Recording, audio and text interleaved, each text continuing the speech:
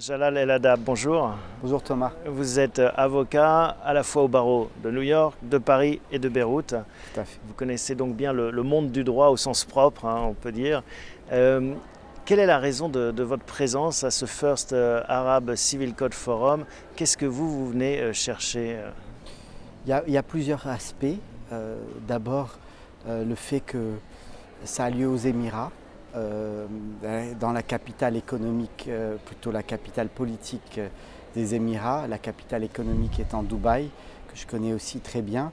Et je trouve qu'à l'heure où les rapports entre le monde arabo-musulman et le reste du monde traversent, on va dire, une période compliquée, eh bien, on est à un endroit, je trouve, tout à fait symbolique, où, comme on le voit ici, la devise de Paris-Sorbonne à Abu Dhabi, c'est un pont entre plusieurs civilisations.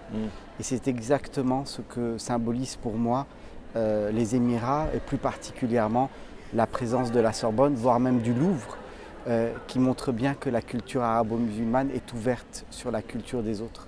Vous êtes vous-même une incarnation de ces passerelles entre les civilisations, puisque vous connaissez très bien justement ces différents mondes qui sont anglo-saxons, civilistes et puis en effet arabo-musulmans. C'est des univers de droit qui cohabitent comment?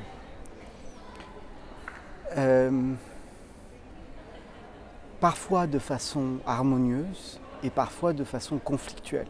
Je vous dirais tant mieux, puisque finalement, quand il y a des frottements juridiques, on a besoin exactement d'avocats. Et il faut un peu comme il faut de la diversité culturelle, il faut de la diversité juridique, parce qu'on a tous nos sensibilités. Le droit reflète également une autre conception, des conceptions spécifiques du monde. Et donc, il faut, à mon sens, qu'on ait un maximum de diversité dans le monde du droit. La difficulté et le défi est de créer des ponts entre ces mondes juridiques différents. Et je pense que les personnes qui parlent à la fois plusieurs langues et qui ont plusieurs cultures juridiques sont plutôt bien armées pour construire ces ponts. Là, vous êtes un spécialiste aussi de l'arbitrage. Justement, est-ce que ce qui permet de créer ce pont ou ces ponts, c'est justement l'arbitrage, et c'est peut-être plus simple dans un cadre comme enceinte? C'est vrai, c'est un domaine, c'est un mode de règlement des litiges, l'arbitrage, qui se prête tout à fait à justement ce que je n'appellerais pas ce choc de civilisation, mais cette rencontre de civilisations qui sont là pour régler pacifiquement et pas par la guerre un certain nombre de litiges, le plus souvent économiques, mais ça peut impliquer des litiges justement qui ont trait par exemple à la délimitation d'une frontière. On va à l'arbitrage pour ça également. L'arbitrage est très utile, il trouve également toute sa légitimité parce qu'il se prête aux litiges internationaux, parce qu'on peut nommer des arbitres qui vont avoir justement un positionnement le plus neutre possible ou qui vont refléter la culture juridique des uns et des autres. Vous connaissez bien le monde du droit, on le rappelait. Selon vous, quelle est l'influence du droit français dans cet univers? Est-ce qu'il progresse? Est-ce qu'il régresse? Est-ce qu'il est stable?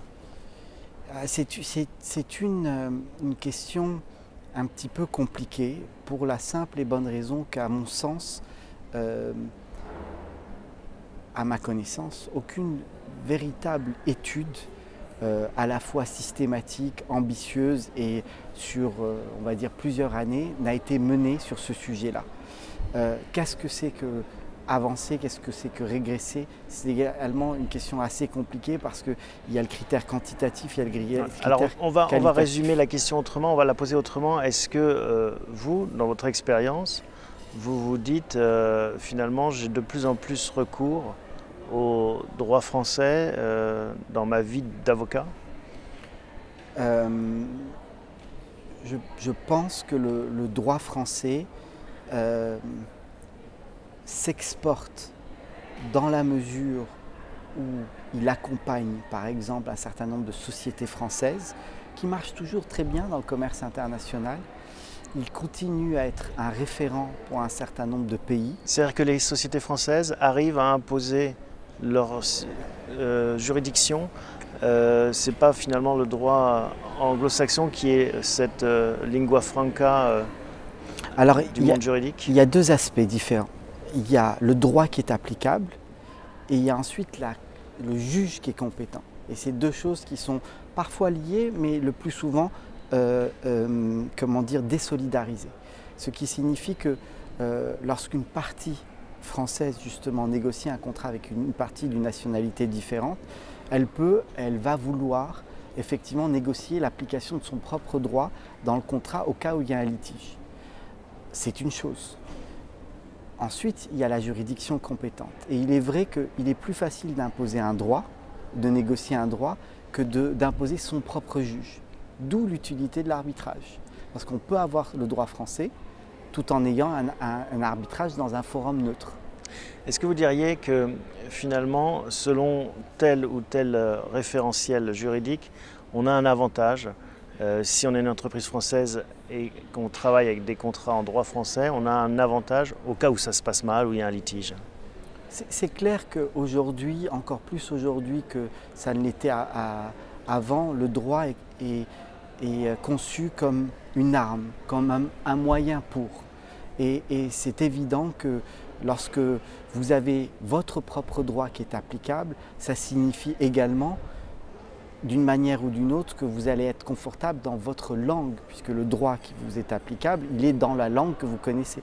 Donc effectivement, dans la négociation du contrat, dans son application, c'est tout un référentiel qui vous est favorable. Donc c'est un instrument de négociation, un instrument stratégique. Une dernière question, Jalal, si vous permettez. Vos clients, qu'est-ce qu'ils vous demandent en ce moment? Est-ce qu'il y a une mode, une tendance de fond? Alors, elle est un petit peu, et je ne voudrais pas vous faire une réponse de Normand, mais ça va être une réponse d'avocat. Je sens un certain nombre de tendances lourdes, qui ne sont pas toujours d'ailleurs tout à fait conciliables. Il y a de plus en plus d'exigences de la part du client qui demande beaucoup de choses et son contraire. C'est-à-dire qu'il demande de la technicité, mais en même temps, il demande de prendre du recul et de la hauteur. Il demande d'être très technique sur le droit, mais il demande également de bien connaître l'industrie sous-jacente.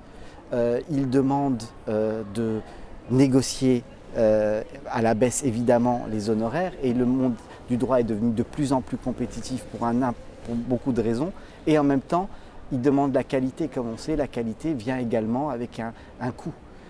Donc il y a beaucoup de choses qui sont contradictoires, mais je pense que ces tensions-là, elles sont le reflet de tensions que les clients vivent eux-mêmes.